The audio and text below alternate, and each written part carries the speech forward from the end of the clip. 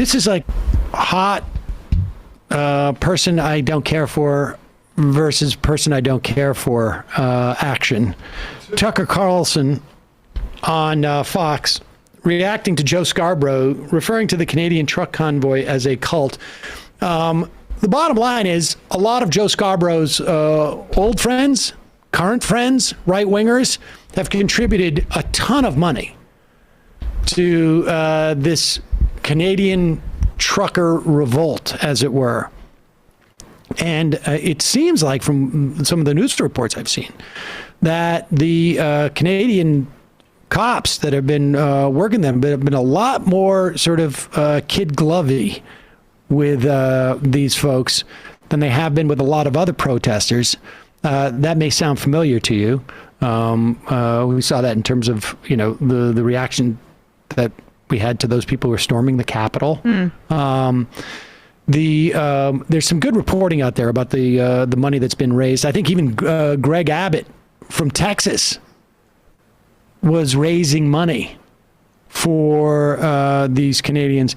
But here is Tucker Carlson, and these two used to be buddies on MSNBC back in the day when it was cat fight, when it was Scarborough country.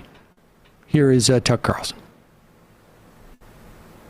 What would happen if American truck drivers decided they'd had enough of people like Joe Scarborough and went on strike? What would happen then? Pause it for one second. This country would stop. Tell me what the difference between Joe Scarborough and Tucker Carlson is. Yeah, very little.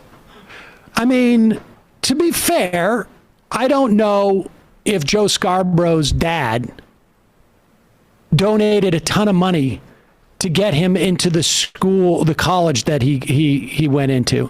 I don't know, to be fair, if Joe Scarborough had to date the headmaster of his second prep school, the one after the Swiss one, to get him into college.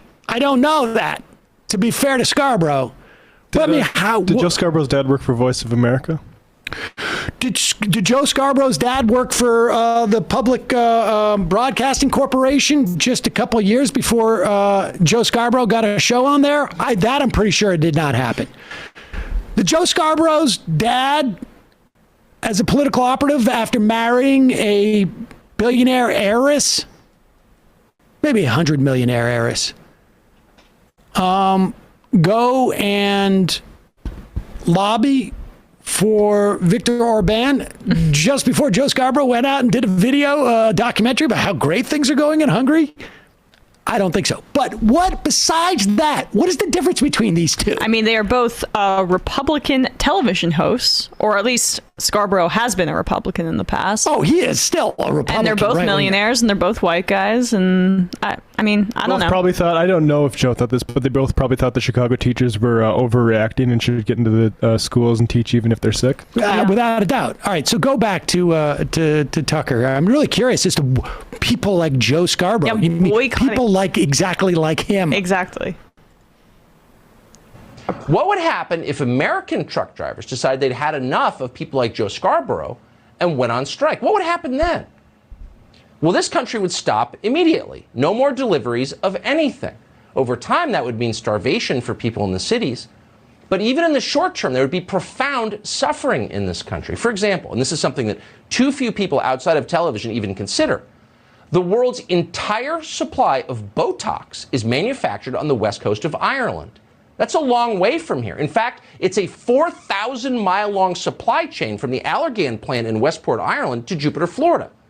Now, people at MSNBC might not be aware of this, but our country has no domestic botox production. Along with vitamin C and antibiotics, it's one of the life-saving pharmaceutical products we have recklessly offshored. So if the trucks stop delivering, the botox stops coming. And suddenly your morning television anchors are going to look like they're 58 years old, which actually they are. Could that happen? Is it impossible? No, it's not impossible. The people in charge aren't really thinking this through. Most of the time, trends start in the United States and they move north to Canada. But this time, the opposite could happen. I got to say, This is unbelievable because there's no doubt in my mind they're all shot up with Botox. Tucker has 100%. I mean, there's fake tan going on there. I wonder where the I don't know if there's orange. fake tan going on because he's got a place in Florida. He was just down there having dinner with Bush. But I will say this: I am envious of Tucker, who I believe is about my age. Not a gray hair. How does he manage to do that? Where's the hair dye manufactured? And Need truckers for that. I should also tell you, if Botox production is offshored, it's not going to matter in terms of the trucks. You're going to need a boat. I don't know if you know how that works. When he said 4,000 miles away, I was like, there's a sea of water in between that. Trucks can't go over that. The difference between Tucker and Joe Scarborough, the amount of daylight between these two guys, you couldn't slide a piece of paper through. And the sort of culture war between them distracts from the real issues that face Canadian truck drivers particularly. There's a CBC News article, Convoy Protests Ignoring Real Hardships Truckers Face. Appeal drivers warn driver abuse, wage theft, some of the most pressing issues, Tucker said, and also safety things. So what do you think if we come and join this convoy, which basically is like all this safety stuff for COVID is authoritarianism? Do you think you can actually address the real things that truckers did? Or do you think it's actually some way to obscure those things? Of course. Yeah. Of course. And just so fascinating to me how Tucker gets away with this idea of like this elite Botox guy.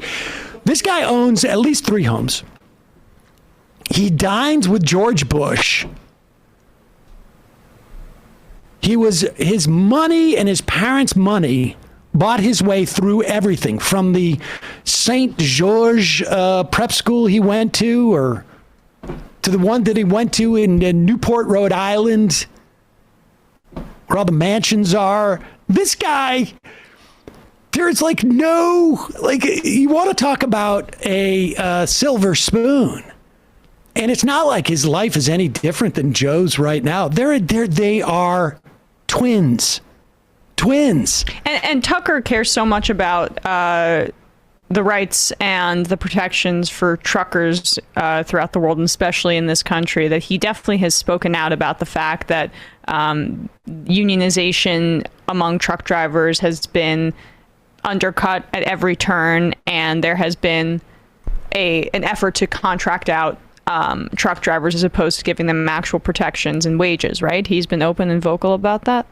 Yeah, of course. I'm sure.